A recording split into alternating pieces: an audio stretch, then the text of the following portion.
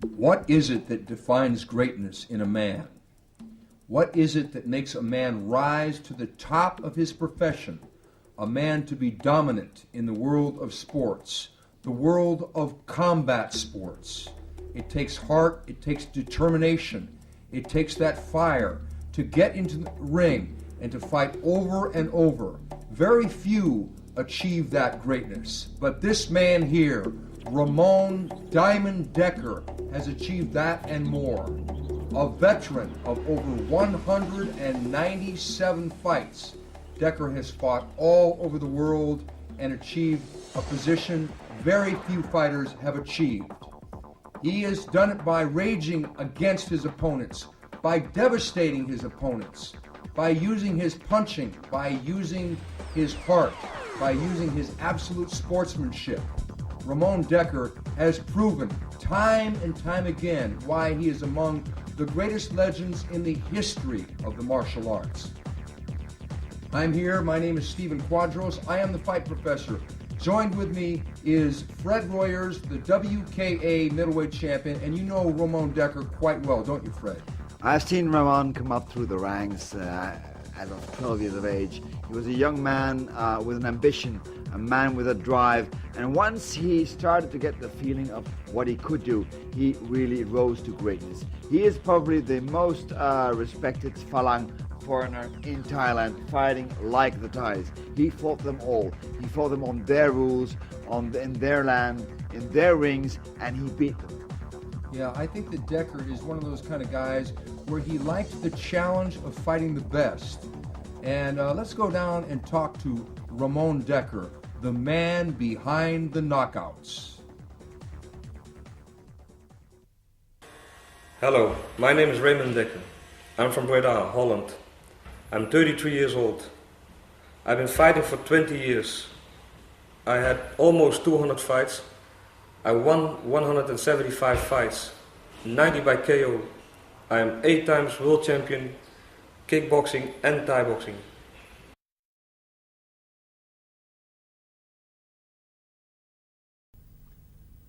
Ramon Dekker, I followed your career from the beginning. Could you tell when you were getting involved in the martial arts? That's about 15 years ago. When were you born? 1969. 1969. At which date? 4 September.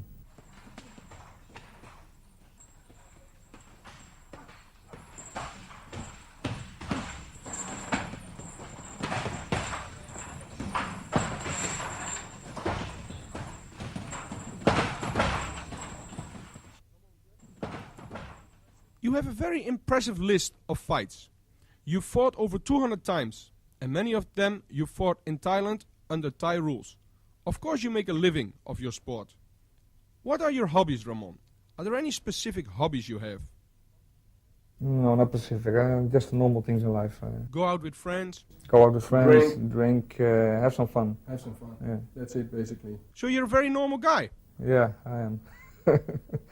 With a few scars. Yeah, but that's normal. After For a Thai boxer, after so 200 fights, fights. you still look good. Yeah, I know. Why Thai boxing? Yeah, when I started in this gym in Breda 15 years ago, I liked what I saw, so I started training over there. And that's how. Who was your first trainer? Cor Hammers, and he is still my trainer at this moment. Did you have other trainers? No, he was the first one, and I didn't have any other trainers. So. How did you train before a fight? I watched videos of my opponents, and then when I saw the videos, I started training. How do you motivate yourself before your fights? Yeah, that's very difficult sometimes, but yeah, you want to be the best, and you want to win that fight, so that's how I motivate myself. Any superstitions?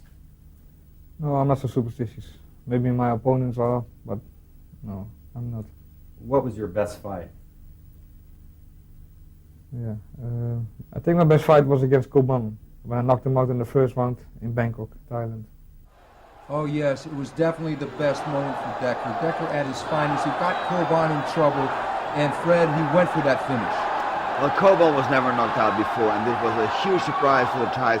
And look at the punching power of Ramon Dekkers. That has always been his greatest asset. Incredible punching power, his high kicks, his leg kicks, but he never stopped punching until Koban went down. Koban come back again, he's counted 8, but then again Koban comes forward right into his doom. Yeah, right into his doom indeed, because Ramon jumps in with an elbow there, and it was that left hook that ended matters right away. It was Ramon's finest hour, his own admission, a huge victory in Thailand against the champion, Koban. Look at the total stupefaction on the faces of the Thais. They cannot believe what has happened.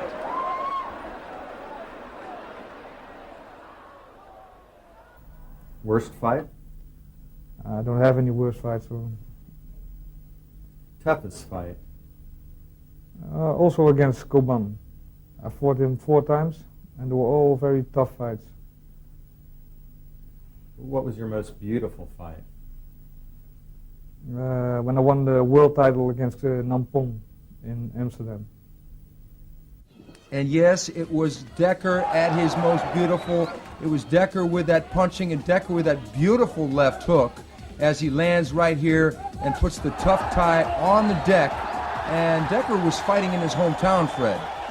He was fighting in his hometown, well, in Amsterdam, but at the same time the Thai television had insisted to broadcast this fight live to Bangkok, to Thailand. There were Thai referees, there were Thai commercials, even in the corner post there are Thai commercials, as you can see, because everybody believed that he would not succeed in beating this man, this Namphon. But what he did was incredible. I was there, I was writing an article for one of the big magazines. I'm covering this fight, but wow, was Dekker in shape. He was fabulous. Yeah, Dekker showed a variety of attacks, but it was those punches in bunches that really had the Thai reeling most of the fight, being dominated. Much to the Thai's credit, he didn't get knocked out clean, but Dekker had a few surprises for him in the form of kicks to the face. And there he is, winning the title, being hugged by his trainer and mentor, Cor Hammers, the new world champion, Ramon Dekkers.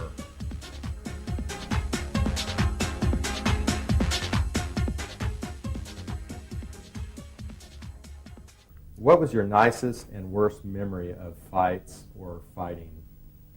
I think the fights that I lost on points, but for myself, I won. But they cheated, you know, especially in Thailand. They let me lose a fight, but it was for sure that I won that fight. What was your most emotional fight?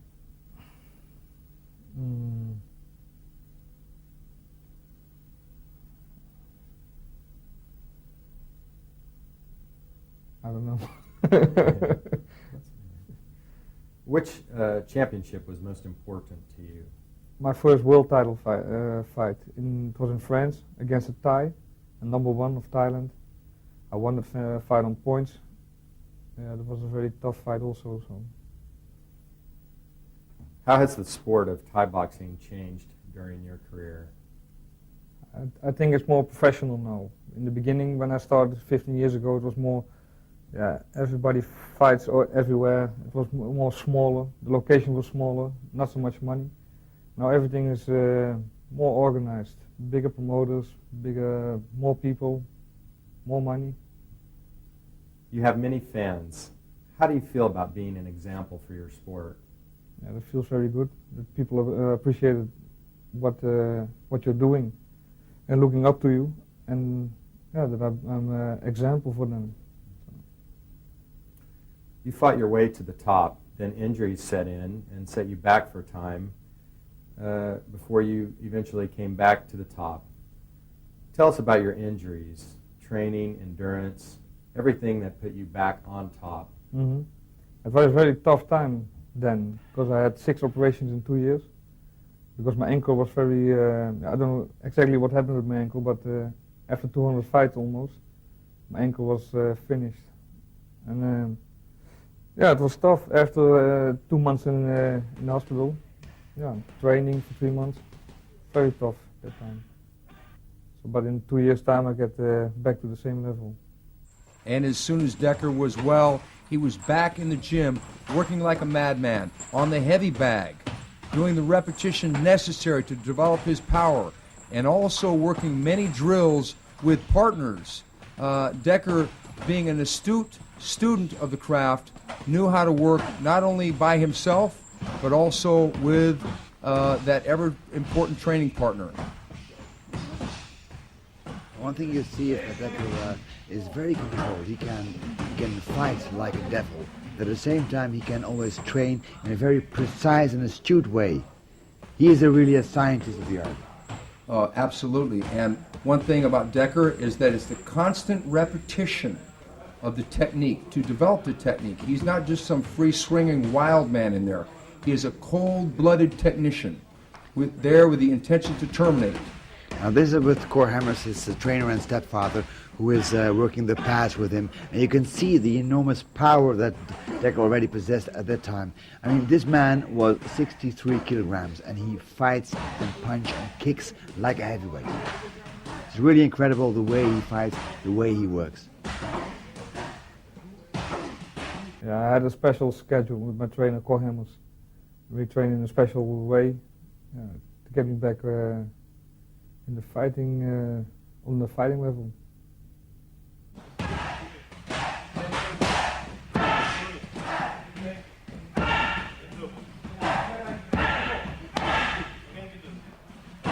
How do you look back on that career? Yeah, very good, because I won everything that I could have won in my sport. So. Do you still have goals left in your sport? No, not in my sport. There's nothing more. So. And do you have goals after you retire? After I retire, I'm gonna open my own gym, I think. Start training and doing seminars all around the world. So. You're not known very well in Holland, but you're very famous in Thailand and Japan. How do you feel about not being very well known in your own country? Yeah, I'm used to it now. In the beginning it was very young. When I walk on the streets in Thailand, everybody recognizes me and asks for autographs and pictures. Yeah, here in Holland, they don't know you, so, but you get used to it, I think. Do you think the public sees the sport of Thai boxing the same as they see other sports like football? No, I don't think so. I think that people got a very wrong image of kickboxers. We are all criminals and do bad things.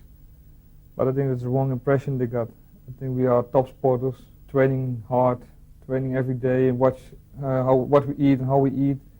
Don't go out. You know, we are very serious. Train more than a football player, I think. So I think they got a very wrong image of kickboxers.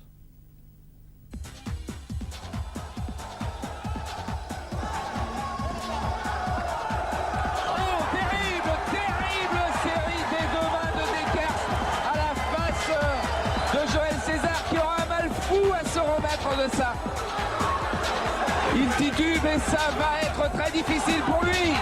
Le voilà qui retourne à terre. Il l'avait dit Dekkers, c'était un accident contre Cobal, mon KO. Je vais me refaire. The first time I fought César was a very short fight. Yeah, what I remember is that he was constantly in the attack, you know, and I hit him a couple of times very good with some punches, but at the end of the first round, I hit him very good with a left hook, and he went down, and the referee stopped the fight. Joël César n'a pas récupéré du tout, je peux vous l'assurer. Il va venir prendre des risques et ça va être trop certainement. Quelle bagarre! Allez! César avait trouvé l'ouverture, mais il est retouché d'une droite. Il veut se battre immédiatement, c'est forcené, c'est fou ce que peut être la boxe thaï. On boxe depuis 1 minute à peine. Et on retrouve exactement l'ambiance que l'on a à Bangkok, au stade Lumpini. Et c'est fini. C'est fini, Joël César ne sera pas champion du monde. Dekkers garde son titre. On va peut-être discuter dans le coin de Joël César, mais Peut-on dire qu'il avait récupéré? On va revoir des images que Didier Froli va nous renvoyer. Certainement qu'il n'avait pas récupéré complètement, car il avait pris énormément de coups. Et pourtant, il avait trouvé des solutions de contre encore dans les ce dernières coin. secondes. Un coup de pied de face.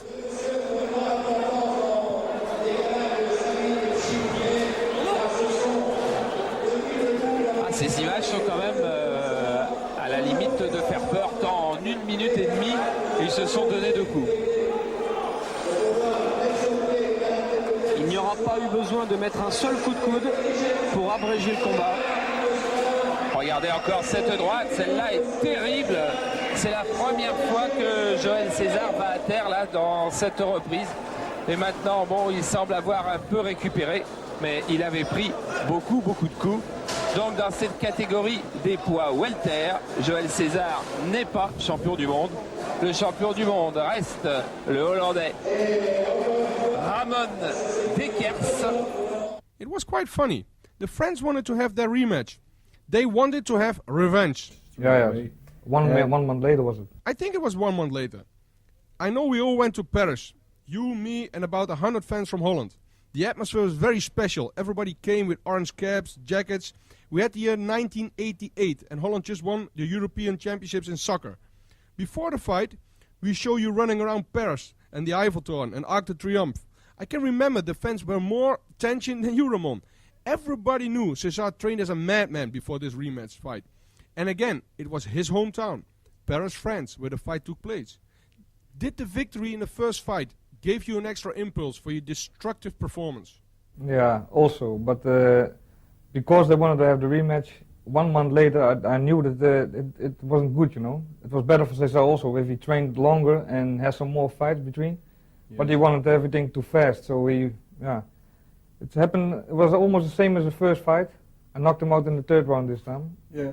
But yeah, it was almost the same fight as the first one. Yeah, he got like 2 or 3 8 counts in that fight. It was really bad for the French audience to see their favorite fighter getting destroyed for the 2nd time within a month. Cesar took a lot of punishment in that fight. He got knocked out badly. Yeah. But he went down very long and heavy also. But the Frenchman came to rumble. Conventional wisdom was that the Frenchman chose too soon to come back with that 1 month. But Cesar was very tough in this rematch. And at first, it seemed to be a close fight.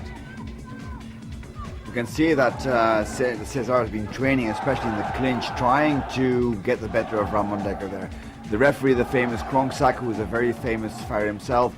But of course, they know Diamond Dekker. Dekker is moving forward now, once again stepping up a gear and then start those devastating punches again.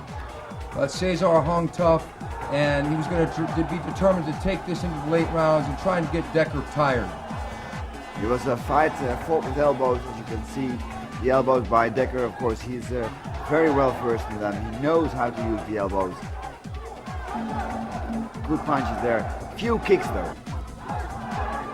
And that was strange because normally you see Dekker kick much more like this. Those terrible, damaging, punishing high kicks of Ramon Diamond Dekker. Okay, round 3. Can you describe round 3 of Cesar Dekker 2, the rematch? Yeah, I saw that he was really tired.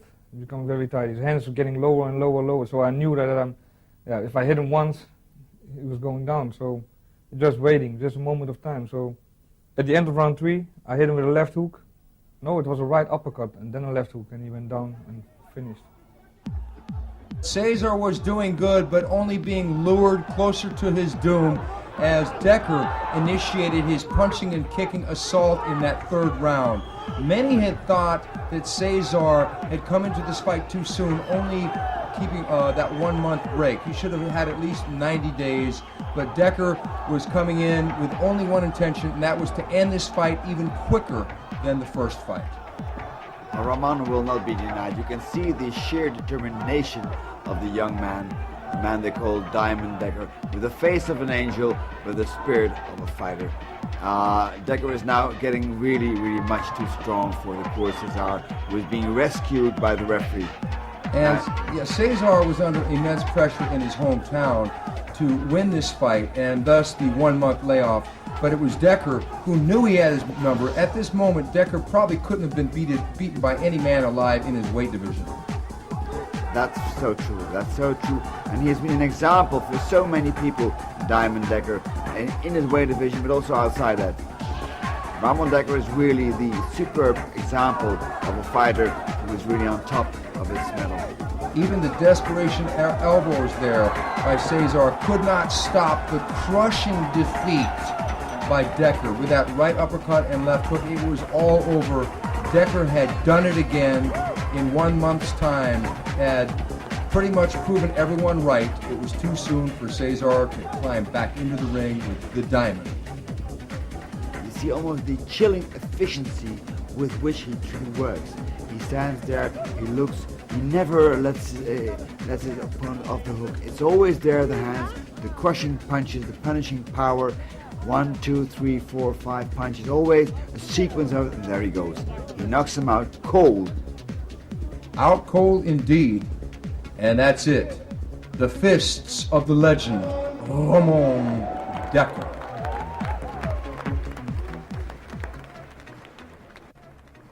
I think it's one of your stronger weapons, your left hook. Left hook, yeah. Not boxing, but my left hook is very famous. In the earlier part of your career, you fought another Frenchman called Richard Nam from France. Tell us what happened in that fight.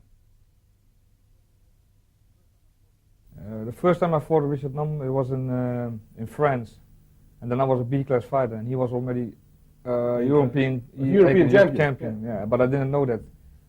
So when I saw him, I said, "Yeah, I will fight," because I didn't know him. I lost that fight on points, but it was a very heavy fight for him and for me. Mm-hmm. So the rematch was in Amsterdam, and then at that time I knocked him down in round 4 by a punch on his left hook and a punch on the body. Yeah, I witnessed that fight. He also had a lot of difficulties in handling your low kicks in that fight, Ramon. You kicked him so hard, even on his defense, that he could not continue that fight. So that was another illusion less for the French people. Your next opponent is Kevin Morris from Great Britain. Yes, there were 2 brothers. Yeah. Morris. I fought his brother also before this fight, and they were very good boxers. They're from England, so they're famous because of the boxing. But yeah, kickboxing is something different. And this was Ramon in his development stages, trial and error time, as we saw some flash from the man from Holland with a spinning hook kick. And we saw a lot of craziness. He was making his on-the-job training, trial and error, that would later forge one of the greatest fighters of all time. My kicks were very good, my high kicks and my low kicks. I think That's why the judges gave you the decision in that fight. my kicks make more points. Yeah. And Dekker had taken his kicking to the next level, as many people thought he was starting to kick just like a Thai. It was the power, it was the commitment. And with that power and commitment, sometimes came the injuries, because Dekker always trained with the intensity of a madman, throwing everything, including those kicks, with full power. Whenever he threw a kick, it was always full power. There was no holding back there. It was just like he was punching, always with the intention of knocking somebody out. Yeah, and there he is fighting just like a Thai, trapping the leg. And it was those kicks to the body, kicks to the leg, everything. That it was like swinging a baseball bat.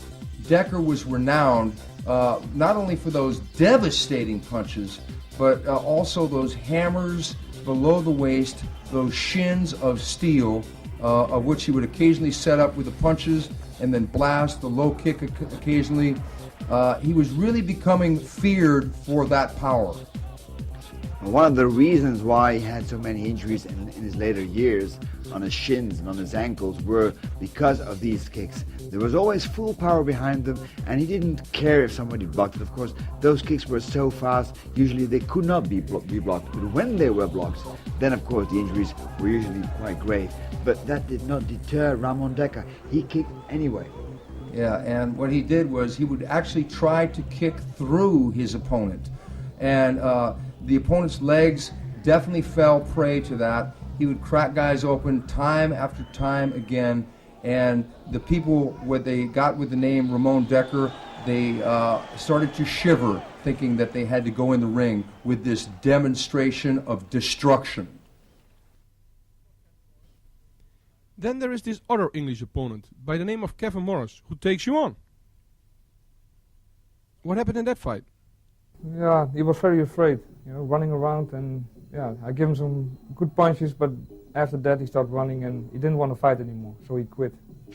It had gotten to the point where Dekkers' opponents were so afraid of him that they fought merely to survive. But this presented a new problem for Ramon. Rather than to try and shoot it out with his opponent in the middle of the ring, he had to drive them to the corner and to finish them off with his punches and kicks. Ramon Dekkers was, of course, one of the most superbly prepared fighters ever, a man who never let go. He was always very dedicated in training, always strong, always powerful, always with lots of stamina. He needed that because the people were so afraid of him now, his fighters, his opponents, they ran away. They tried to hide, but they couldn't hide. The ring was just too small, and Dekkers did exactly what he wanted, did exactly what he set out to do, and that was to create a knockout, usually a devastating KO.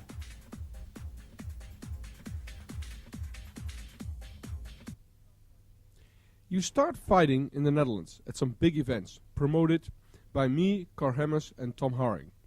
One of the first A-class fights you fought was against a guy named Michel Ubergen from Chacariki in Holland. What do you remember of that fight? That fight was, he was a very quick guy, very tall, and he makes a lot of points, but they were not strong, His kicks and his punches were not so strong. So I don't remember which one, but he said that he got a knee in his cross, but it wasn't, but he was afraid. Wasn't much of a challenge for you in fighting that fight? No, not at all. Then your real world famous breakthrough came against your opponent Nampon from Thailand. That time he was a reigning world champion from the Lumpini boxing stadium, who is the highest ranked in Thailand. Some promoters in the Netherlands promoted that fight live to Thailand. It was the first time the Dutch audience saw big name world class fighters all fighting in one event. I think your fight against Nampon was the fight of the night. Nampon tried to survive for 5 rounds. This was the first time you fought a Thai champion, a real big named fighter from Asia. How did you go into that fight, Ramon? Yeah, I know him. I saw some videotapes of him when he fought in Bangkok, and I was really impressed because he was a very good fighter. And he was world champion and champion from Thailand in that weight. So that's one of the most important belts for me, that IMF World Champion belt. That's the International Muay Thai Federation. You almost knocked him out. I think it was a left hook. Yeah, again. You got an 8 count. Yeah. He got 2 times 8 counts, I think. No, he got twice an 8 count. You kicked him in the face, you punched him in the head, kicked and punched him on his liver. But he was very strong, very tough, He didn't go down, so... Yes, there was no respect from you at all fighting the Thai champion. You just said to me that he was from Thailand and that the title was very important for you. Yeah, I really wanted to win that fight. I really wanted to show them that a guy from Holland can be even strong or stronger than one of them, one of the Thai. It is quite unique in that weight class. Nobody did that before. You were the first fighter to accomplish this. Straight after that fight, you fight against Cherry Vanek, a new Thai champion. There is a story before this fight, and I'm the one who knows this story. The Thais wanted to have their revenge, and they put their new Thai champion to fight you, the Thai Cherry Vanek. You said to me before that fight, and I remember this very well, you saw a fight of boxing champion Sugar Ray Leonard a couple of weeks before your fighting. And in that fight, you noticed a nice boxing combination from Sugar Ray. Did the combination work? A very quickly boxing combination, really fast. And I wanted to try it on Cherry, and it worked out very well. It worked out very well because after the fight, I said to you, Ramon, what were you doing? He said that was exactly the combination I saw from Sugar Ray. Unbelievable. The Thai champion was knocked out badly, Ramon. He couldn't even stand up himself. No, I have to help him. So just as soon as Ramon was developing that attitude of kicking like a Thai, he introduced the Thais to the punches of Western boxing with that devastating knockout over Cherry. Dekker had done it again, done it his way, done it with that left hook at the tail end of a punishing combination over the legend himself, and the hometown crowd roared its appreciation. People were suspecting he was now a kicker, but then he proved once again he was very much a puncher as well. The Thais had not seen these kind of punches before. They were used to the knees, they were used to the elbows, they were used to the high kicks. But it was with that ice-cold-blooded efficiency that he set up those punches that he had so well schooled under the tutelage of Cor Hemmers and devastated the Thai champion with that final hook uppercut.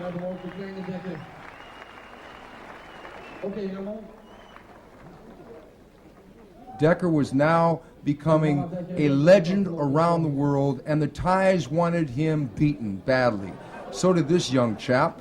His younger brother, who was becoming a left hooker himself, and the great Rob came and lifts the future champion up as Dekker goes and pays his respects to the fallen champion.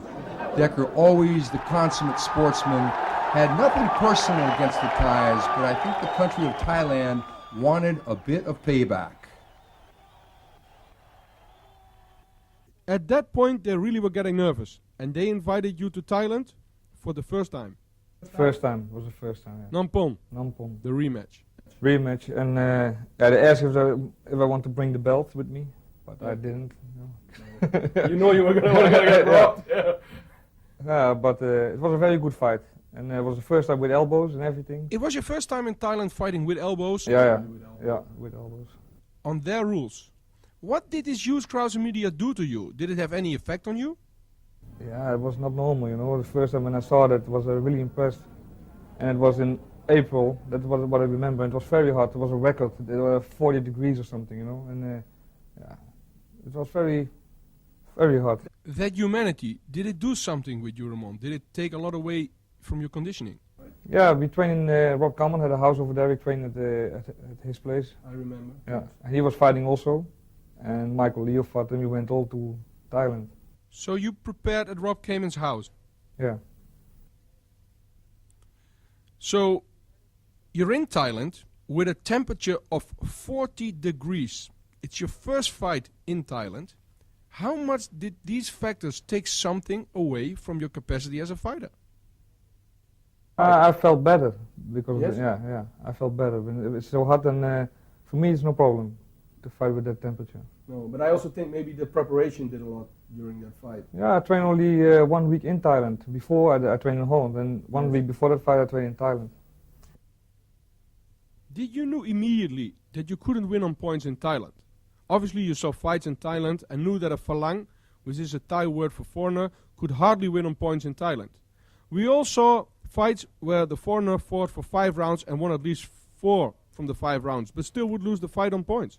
Yeah, that's what I knew before. You know, you must knock him out to win. You know, on points it's impossible to win. So, Yes.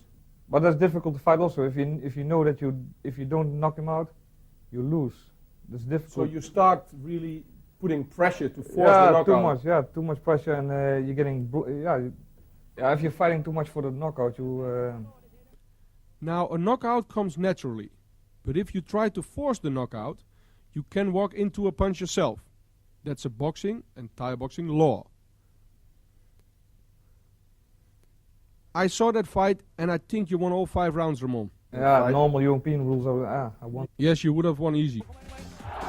It's always an entirely different scenario when you go to a man's country and fight him at his own national sport. Much like taking on the Brazilian soccer team in Brazil, Dekker was coming in against Nampalm at Lumpini Stadium, the mecca of Muay Thai in Thailand. Well, you can imagine the difficulties facing there, the temperature, the climate, their way of scoring the fights, and of course it's difficult. They all expect him they all want him to lose because he is defeating their national pride. He is better in their national sport than their fighters. So he has to score a knockout, and that's not always possible.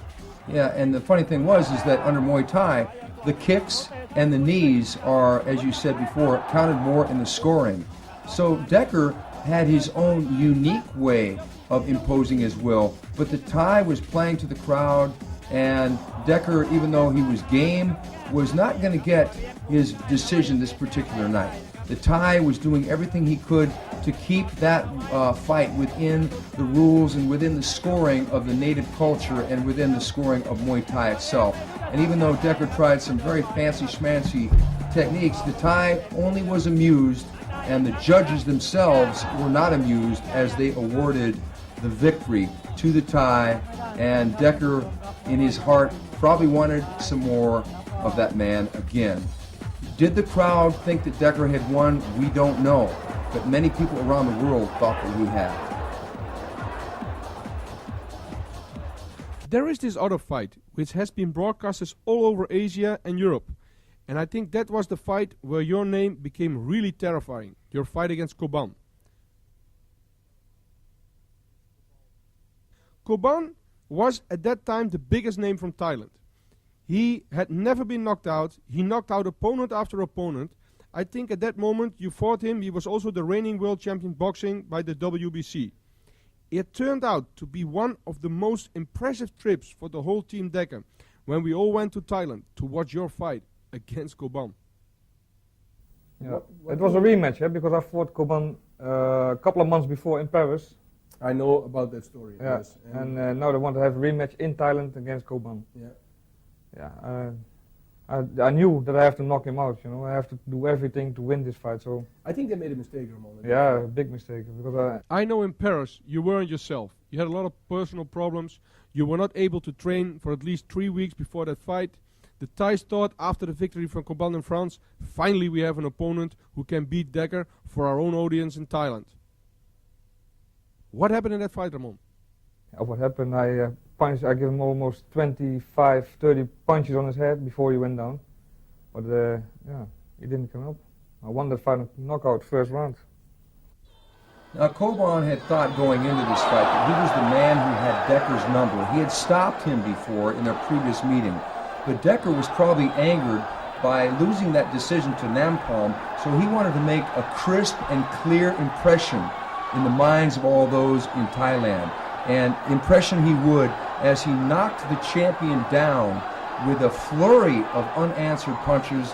The referee stopped him mercifully. So Koban, who had come in like a dancing fool, was about to go out on his back as Dekker was just going to jump on him and make their no judge's decision this time, a la the Nampon thing. He was going to make sure that the crowd was going to be in awe of that punching power. And the crowd was in awe indeed. As a matter of fact, they sat there with their mouths closed, and it was an eerie silence. It was the biggest victory in your career. What a surprise. Yeah, even It was for me. quiet in the stadium, I think. Yeah, it was quiet. 15,000 people was saying nothing. Nobody said nothing. No, yeah. That's part of the betting as well, I think. Yeah. A lot of I think people everybody bet. lost their money. Now nobody likes to lose money, but in this case all the Thai did. What also was crazy is that the doctor and the referee jumped into the ring and tried to get Koban on his feet. Yeah, he was gone. He was. You hit him with the right elbow as well? Yeah, also. At that point, you became a big star in Asia. And not only Asia, as the fight was broadcasted on Screen Sport in Europe and watched by millions. Everybody knew now who Ramon Dekker was. Did you find it more difficult or easier with the status of a star to fight your new opponents? No, not at all. I think it's going to be difficult. I knew it's going to be more difficult for me because they're going to prepare new guys for me. They're going to train many. There are so many Thai fighters in that weight category. So, yeah. After that fight with Koban, they asked me if I want to stay for a month. So my whole family came over. And that was one of the things your stepfather trainer Kohan said. Arranged that we won't go home, but let everybody come over to Thailand. Then we stay here and I fight one more fight. And that was against Sang Noi, the deadly kisser. They called him the deadly kisser because sometimes he kissed his opponents before knocking them out. Was there a lot of kissing in that fight, Ramon? Yeah, I give him one kiss in round 4. I looked at that fight and you won at least 4 from the 5 rounds. Yeah. Now the Thai people got totally frustrated and disappointed that they could not find a Thai opponent who could really beat you. Yeah. The frustration can be described as a soccer match like Holland versus Germany, where Holland lost in 1974 the World Championships. Against Germany. Against Germany. Yeah. Yeah, can you compare it like that? Yeah, it's the same, I think. Yeah.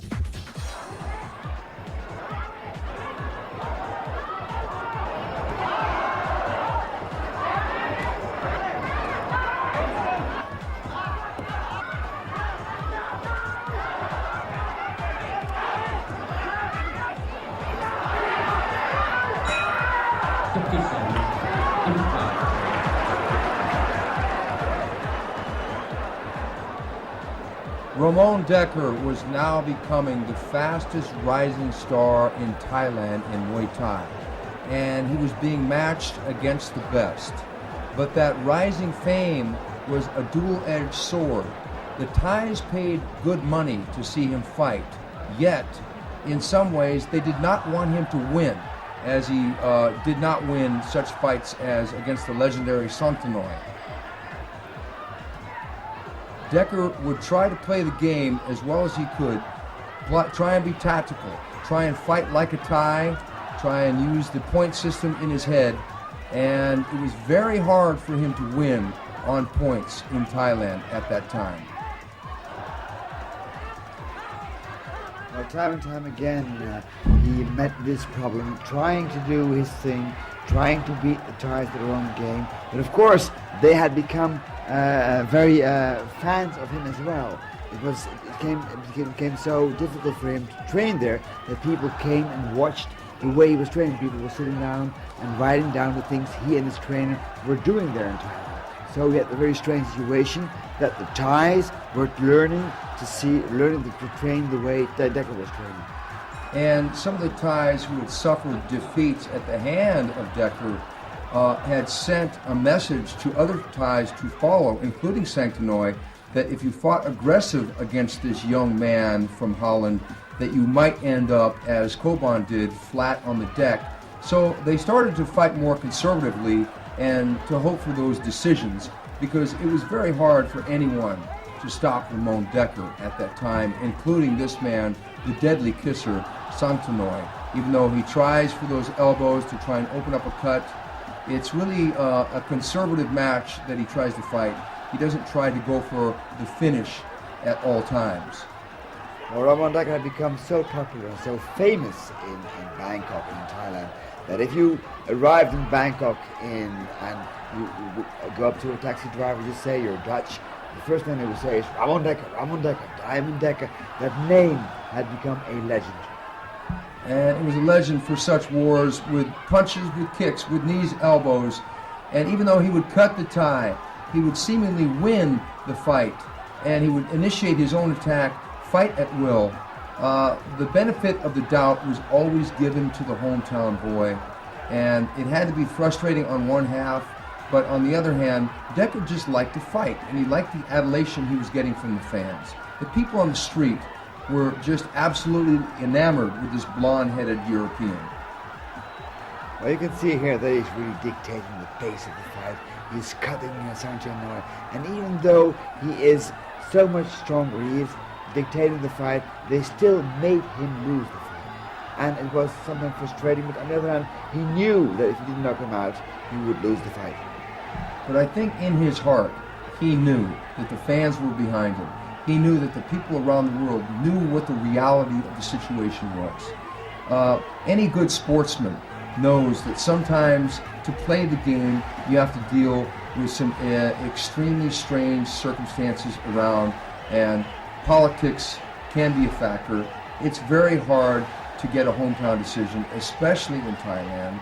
Muay Thai is the national sport, and Dekkers knew this going in, but he gladly and willingly played the game, because in some ways it almost didn't matter. As long as he knew in his heart that he had won, it didn't matter what the judges thought. It mattered what he thought, it mattered what his trainer thought, it mattered what the fans thought. And people around the world were starting to rever this man along with the living legends in the sport of martial arts. Even though there's those typically Thai techniques like elbow, he outclassed them. He cut a man like Santino with an elbow, which is really amazing. No other foreigner had been able to do that. No other foreigner had been able to cut the Thais with the elbows, fight like the Thais, and he was outgaming them. He was beating them at their own game. People knew in their hearts who the man was, and at that moment, regardless of the announced winner, Dekker was the man. It's Thailand, Thailand, Thailand, Thailand, Ramon. Yeah.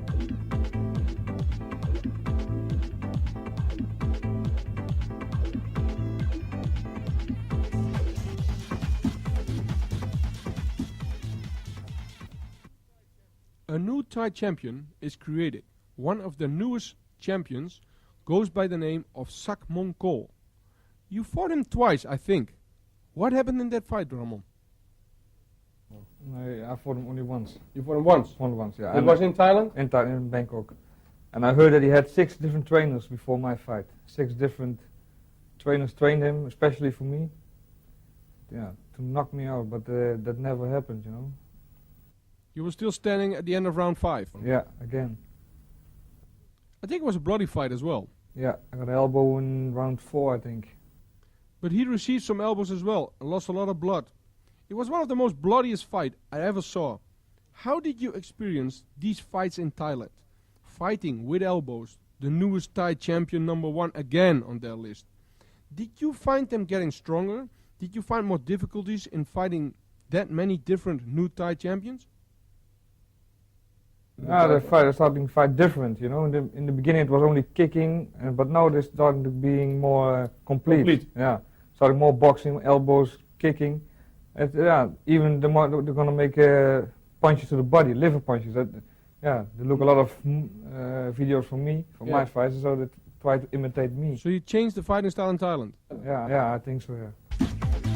Well, one thing became clear, that was that Ramon, as the years went by, he became more and more susceptible to cuts. Of course, fighting in a very difficult martial art like Muay Thai, where you can use hard contact like the elbows and the knees, you get cut in fights. That's, of course, almost unavoidable. And all the wear and tear, the scar tissue that he had developed during these fights, and made it more and more difficult for him to defend against these kind of blows. And that's what happened here, for example.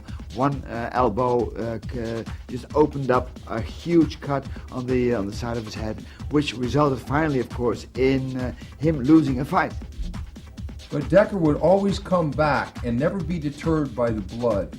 He would always come back to try and end the fight, but it was difficult at that moment because they would get into the clinches, they would tie him up, play the game with him, and go for those quick cuts, and he would come out and go for the knockout. But it was becoming more and more as if the Thais were starting to figure Dekker's style out a little bit and use their own techniques, using that elbow, which was a weapon that he really didn't get to fight with too much while he fought in Europe. And the cuts became more and more a factor as he would come to Thailand, and sometimes it would frustrate the man from Holland. But in that frustration, it only led for him to be that much more determined to not only re-establish himself in the hearts of Thailand, but also in the hearts of the fans around the world with that punching and kicking style that had made him famous throughout the universe of fighting. He had become so famous in Thailand that people started really to study his videos, study his fights. There were really trainers, especially who were called in to instruct the fighters who were fighting him, just to make sure that their fighter would win, because they were so proud on their Muay Thai, and the Thai are very proud people. And when Dekker found out that they were bringing in trainers, this only reaffirmed his own commitment to getting back into the gym, to hammering out not only the tried and tested techniques that had got him to the top of the world of kickboxing and Muay Thai, but also to get through with some furious new combinations under the tutelage of his corner and mentor, Cor Hemmers. Dekker was really determined, more than ever, to not only be at the center of the stage, but also be the stage itself. And he would do that through the power and the commitment of those techniques, because he was getting ready to face another dragon, another crosstown rival, as he was going to come back into the ring of Holland. Yeah, I fought about 7 years only in Thailand and in France. So Gilbert was the first one who wanted to fight against me. Ramon Dekkers had been fighting in Thailand a long time. He had been fighting Thais only, actually. Had been fighting the Thai way. This fight with Gilbert Valentine, that was a fight also with elbows. But still, the way people score the fights in Europe, the way we fight in Europe, they're different.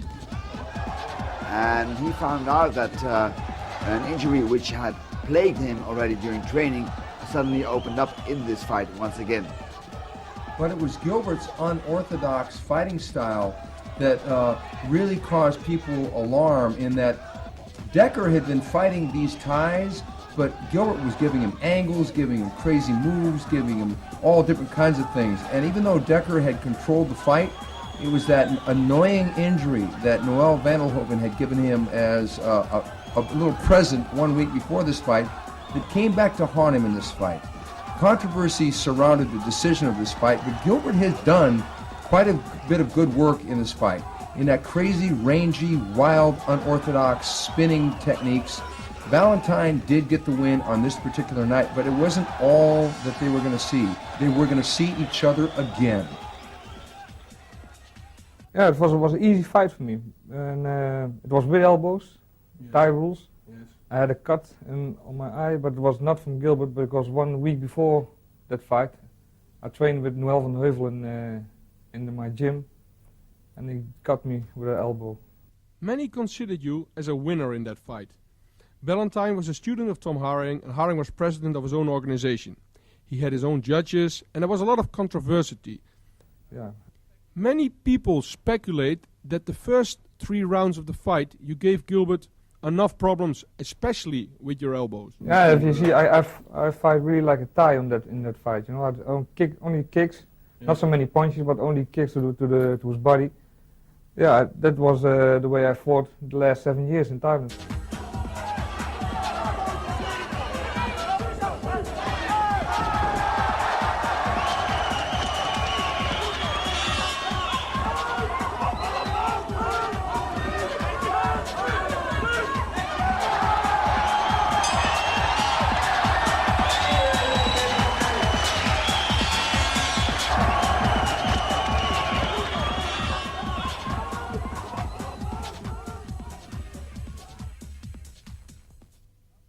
You were fighting a Thai, Chanoi,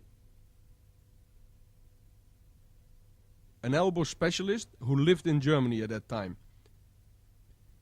What happened in that fight, Ramon? Chanoi was a very difficult opponent. He is very, I don't know. Technical. Very good, yeah. He's very good hard. Good with elbows, because in the 3rd round and 4th round he hit me with an elbow, and I got a very big cut from him. So the cut on the forehead is from Chanoi. It's from Chanoi. It's from Chanoi. That is quite a souvenir Chanoi gave you in that fight. What happened after that 3rd round? Could you continue fighting with that cut? Yeah, I knew that maybe the referee is going to stop this fight, so I have to. Yeah, I started with low kicks, but it was too late. After 2 rounds, yeah, he couldn't walk anymore. But yeah, the end of the fight. Yeah, his leg was totally bruised, and you still continue fighting with the cut. I think your cornerman, Cor Hemmers, did a hell of a job in that fight. Yeah, it was a very big one, but they had super glue and. Super glue. Yeah, that was one of the wonder tricks we had in the corner. Super glue. Yeah, but it helped. So with the application of that super glue, effectively Ramon had become bionic, and he was going to need those extra special tricks up the sleeve of his corner to get through this fight against this madman technician in Chanoi. Chanoy really seemed to be slippery in getting that elbow on the inside, and Dekker was undeterred. He was going to go out there to try and knock this man out, but Chanoy was ice cold, meeting Dekker on his own home ground, trying to go again and again to that elbow, which if there ever was a weakness to Dekker's arsenal, it was with the elbow. Chanoy wanted to exploit that weakness. But like I said before, Dekker was undeterred and was swinging for the knockout until the very end.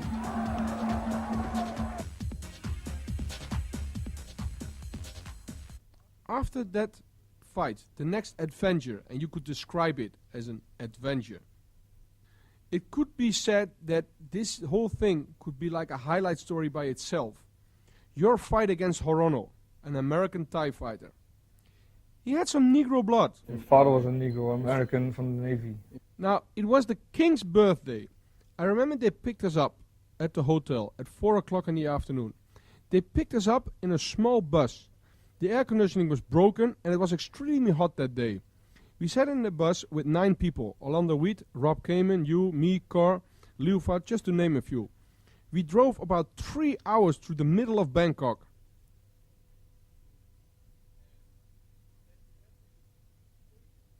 And when we finally arrived at the so-called place where the fight's supposed to take place, nobody was there. Yeah, there was no event. Of course, the Thai who was driving us didn't know nothing. Lucky for us, and we thought at that time it was a mistake, Rob Kamen spoke and asked a Thai with a motorcycle standing on the street where the fight took place.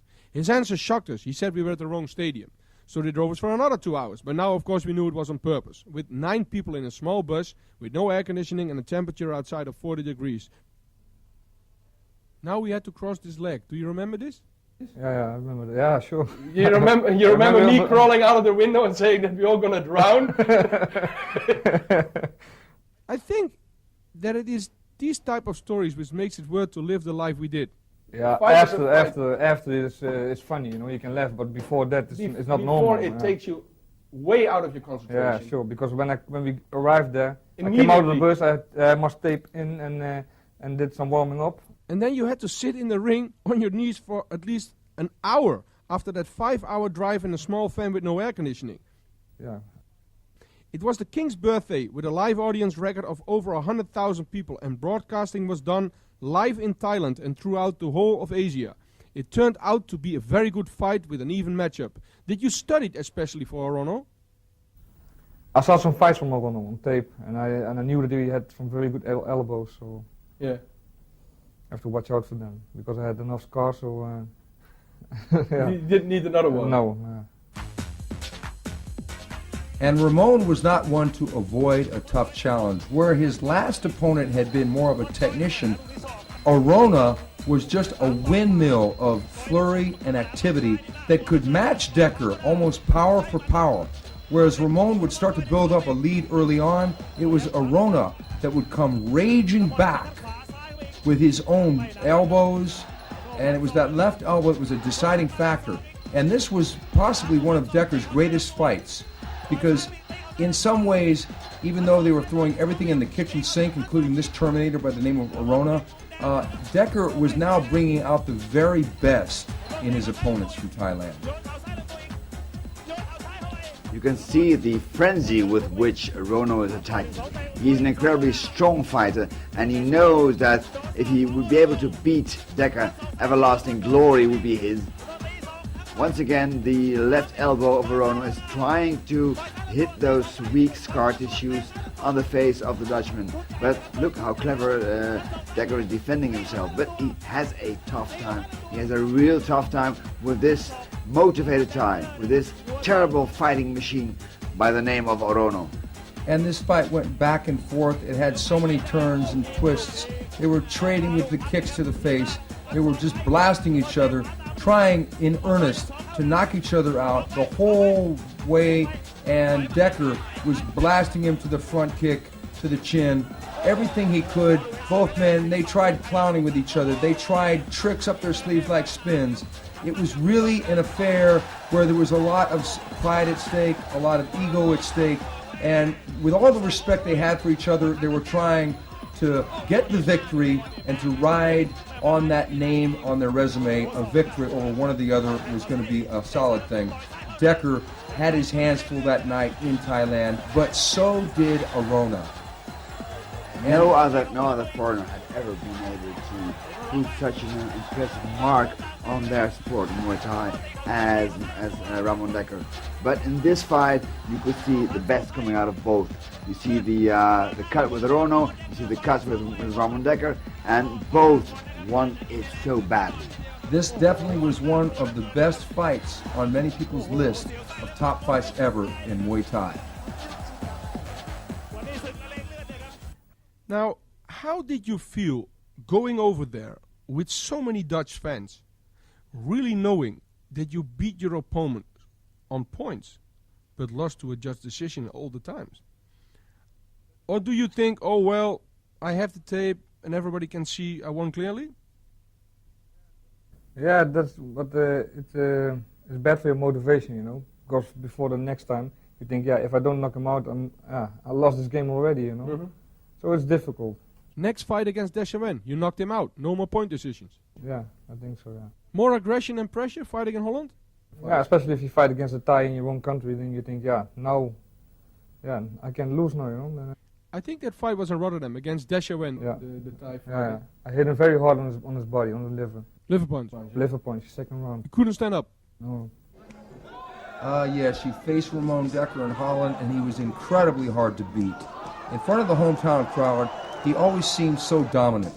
And the Thai was clowning around, trying to win the points as far as the showmanship. But with Dekker fighting him in Rotterdam, Holland, it was going to need more than that. It was going to be more of a punch-kick situation, of which Dekker was the master at that night, with a devastating body punch. Once again, it shows the versatility of Ramon Dekkers, because the Thai has his defense very tucked up high, tucked up behind his guard, and all of a sudden that devastating liver punch comes in, and that hurts so bad. Once again, a KO victory for Ramon Dekkers.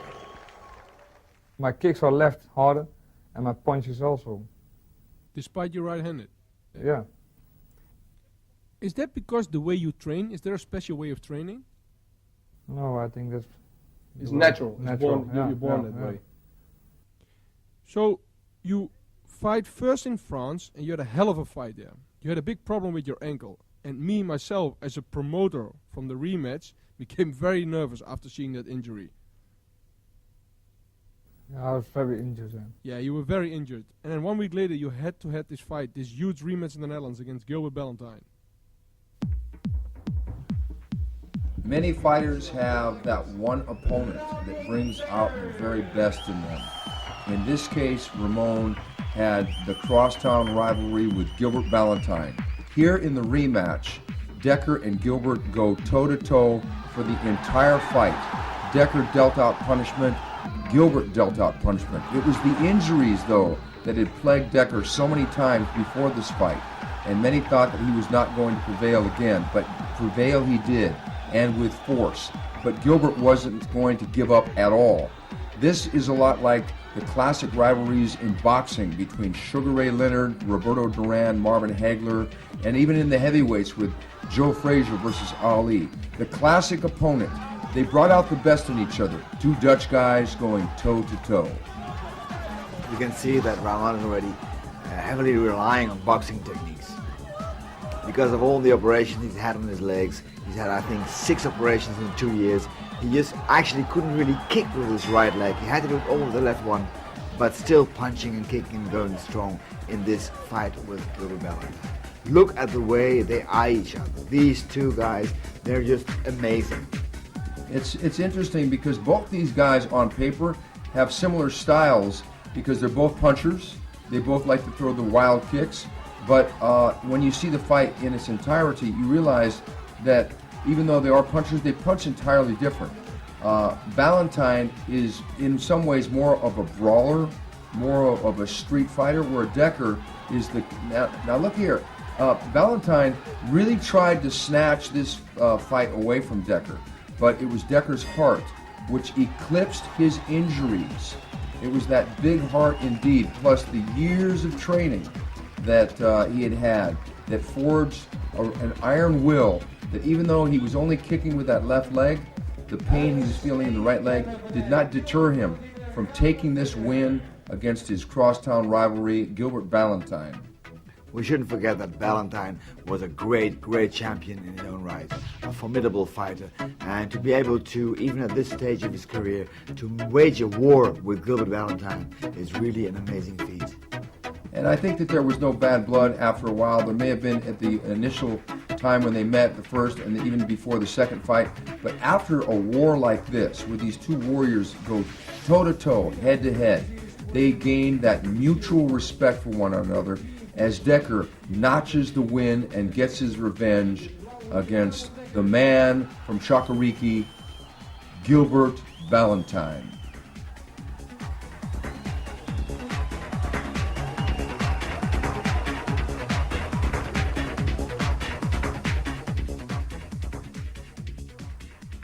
But I couldn't kick with my right leg, only left. My right hand was injured, so yeah, So I just 50% just in the ring. So there was a half Dekker fighting. Half Dekker against fighting Gilbert. 100% Valentine. Yeah. Now first you are fighting Descharwin in Rotterdam, then Valentine in Amsterdam, and then Pralom in your own hometown, Breda. Yeah. I promoted that fight with Carhammers, and we wanted to give you a fight in your own hometown in Breda against a good Thai fighter. Did those circumstances stimulate you in that fight? Yeah, sure. It's better to fight in your own country or in your own place, you know, Breda. Yeah.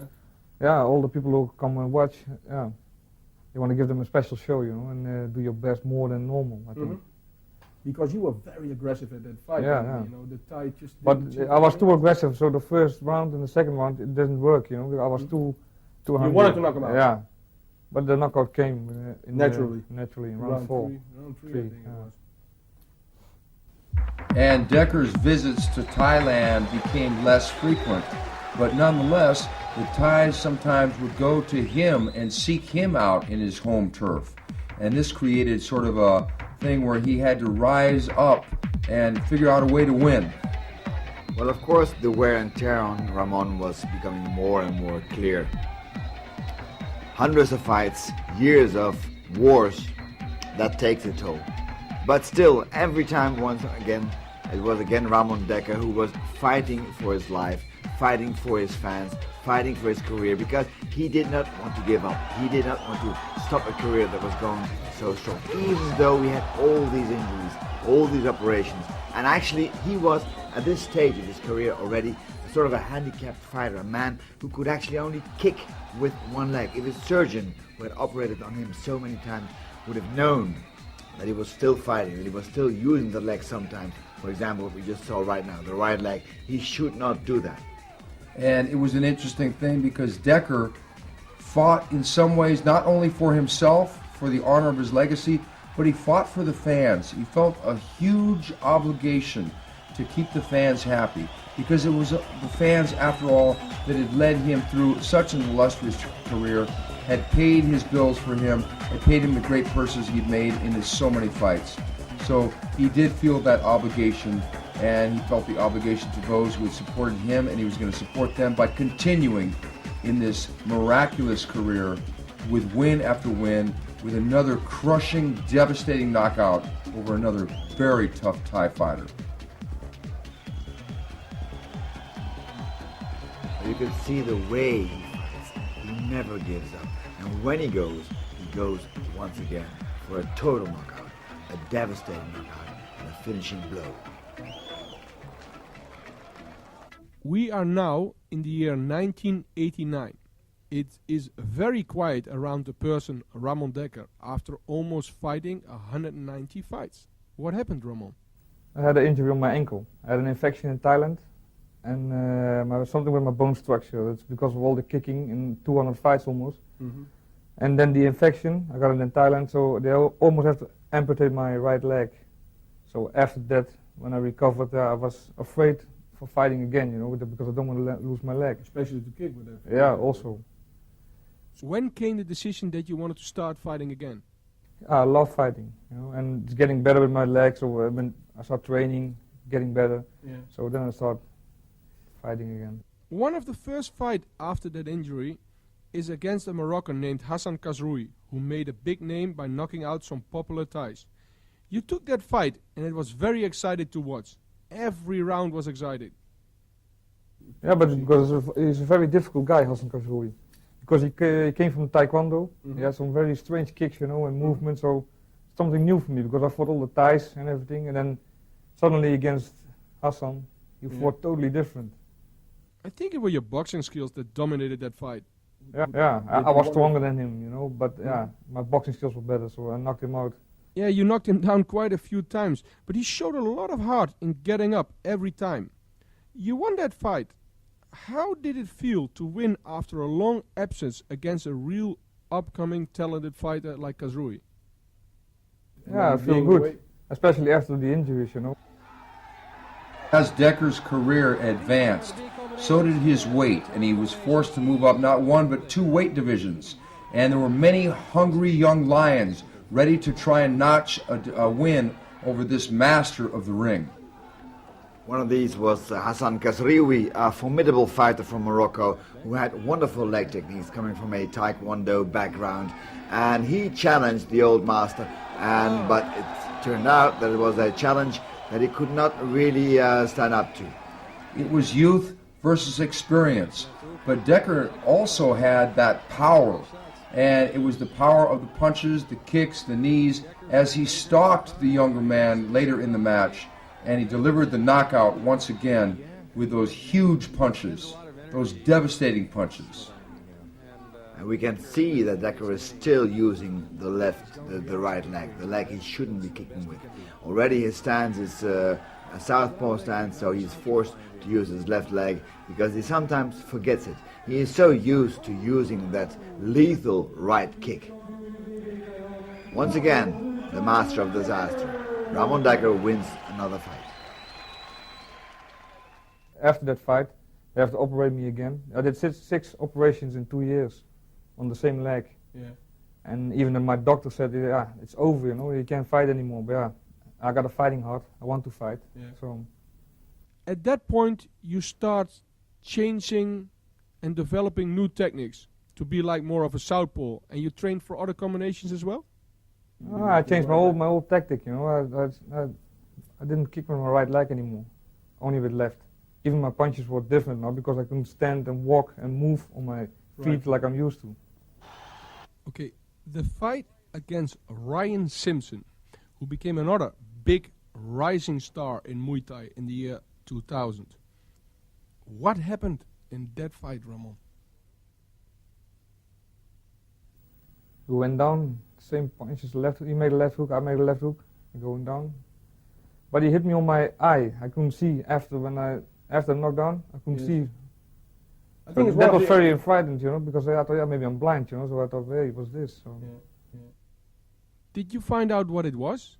Did the doctor tell you anything? Yeah, and I went to the hospital and it's something with the... Something with the eye. They didn't know what exactly. No, yeah. It's very amazing. I only saw it once more in a boxing match. Very unique. The two professional, well-trained athletes hit each other at the same time on each other's chin and then go down at the same time. It's a classical incident. You do not see that like in a decade. Now Simpson made his name through you, and the fight was very well matched. And it was enjoyable to see that Dekkers was still there after your terrible injuries.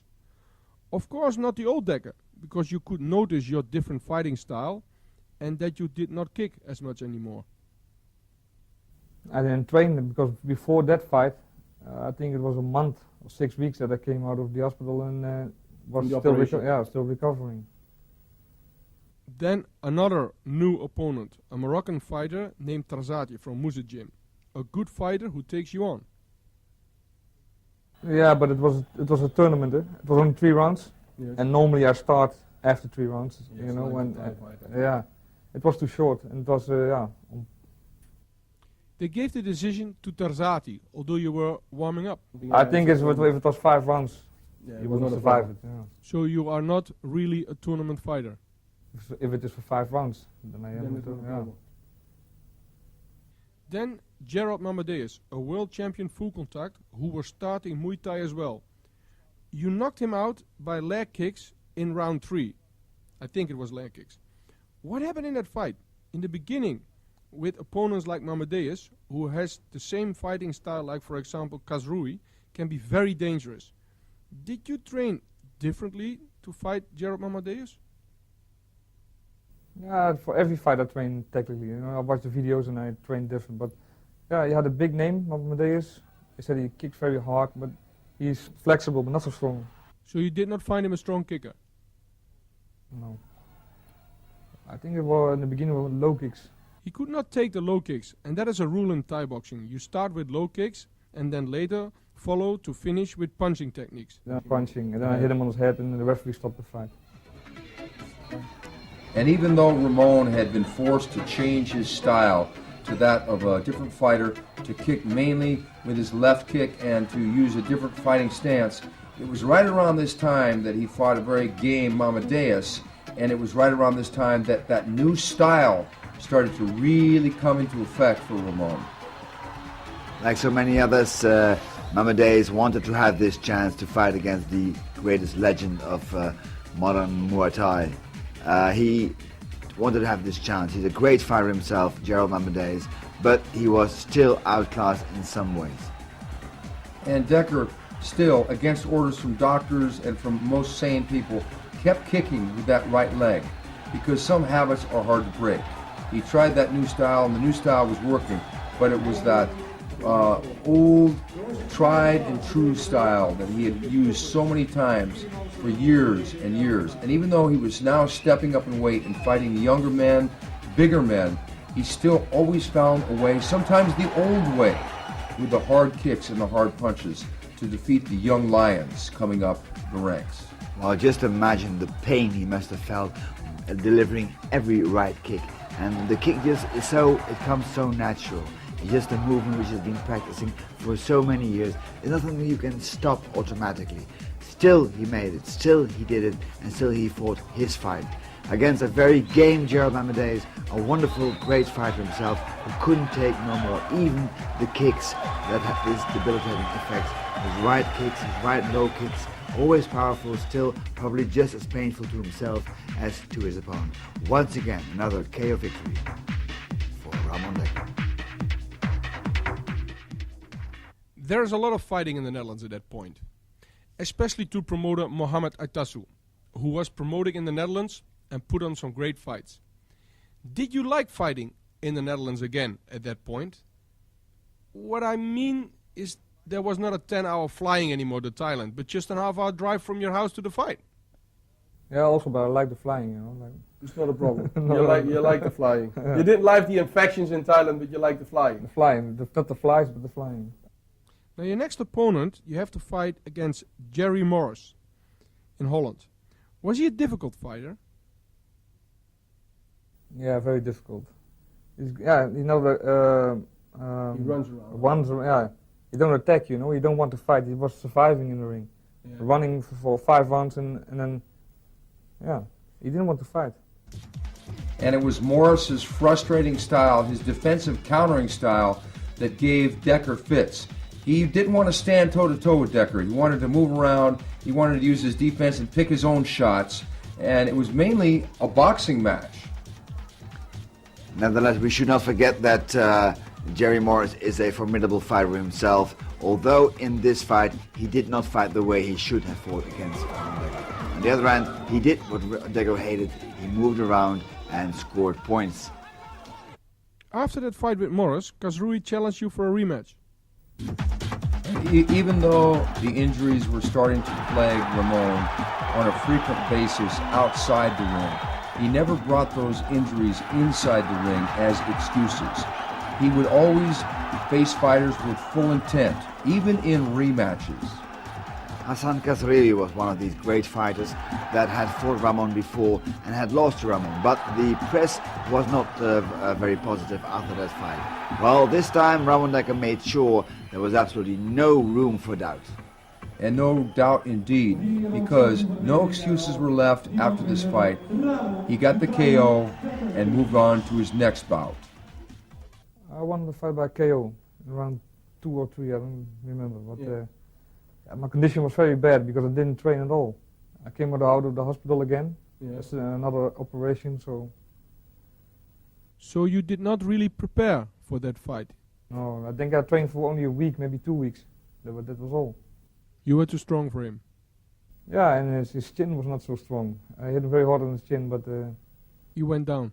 Yeah. It is amazing, Kazrui was getting very popular, and even then, after your long absence of fighting, you still won the fight. Twice he lost now to you, and now you're fighting, all of a sudden, Sang Chenoy, a Thai fighter. Was there a reason to take that rematch? I think it was a satellite broadcast, or not? It was a satellite broadcast one. Yeah. So then I fought Sang Chenoy again. I won that fight on points. More difficulties? After all the injuries, you could not use your weapons, like your hard-kicking techniques? I didn't kick, so more boxing. And it was also a fight with elbows, so... You could fight with elbows? Yeah. As Ramon's career began to wind down, there were a few things that he wanted to do. Exact revenge against old foes that had gotten decisions against him. In this case, Sang Chenoy. And it was a matter of pride that he fought in front of the hometown crowd. And Deadly Kisser thought he had won, but Dekker had other ideas in this match. It was a great thing to do for Ramon Dekkers in a fight that was broadcasted live to Thailand out of the stadium in Amsterdam. Great fight by Dekker, once again sharp, and you can see the way he's now using his left leg to his full possibilities to score points, to make sure that this time he would leave no room whatsoever to any doubt. Revenge is a very sweet thing, especially if it is extracted in front of a great hometown audience and millions watching home in Thailand. And the way he did this was with great composure and with great style. Ramon Dekkers, once again, is victorious in this fight, in this very hard and tough fight against Sang Chenoy, the Deadly Kisser. And it was that time when Ramon had finally perfected that southpaw style, the versatile style that had given men fits around the world. And as he's congratulated by his corner, he now moves to the center of the ring, and ironically, he gives a kiss to the cheek of the man known as the Deadly Kisser. Now that's payback. Last but not least. And Ramon kept fighting, but some wondered how long would he go? How much longer would he stay inside the ring before he retired and moved on to activities outside the ring? Then you fight a Thai champion in an event in Morocco. Namkabon, he's from the same camp as Nampon. Yes, he was a very good Thai fighter. Very, very good one, yeah. How did the fight turn out? I lost on points. But yeah, it was live broadcasted to Thailand. Yeah. Thai judges and referees, so... Yeah, Moroccan fans really loved you. Yeah, sure. In some ways, Ramon Dekkers had reached a stage in his career in which winning or losing didn't really matter so much anymore. He had perfected the art of Muay Thai, using the elbows, the knees, the kicks, the punches, all exactly the way it should be used. And it was his defensive ability, along with his offense, that made him the complete package. If ever there was a fighter who epitomized from head to toe what you need to know about stand-up fighting in the ring against Thais, against Americans, against people from around the world, it was Ramon Dekkers, the great one, finally ending a great career. Is there a message you want to give to all your fans around the world, Ramon? Like, for example, to new, young, upcoming fighters? If they're watching the video, don't try this at home. It's very dangerous.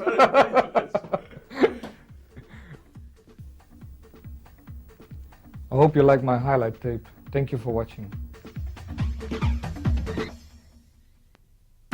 There's no doubt that Ramon Dekkers has etched a place in history as one of the greatest fighters of all time.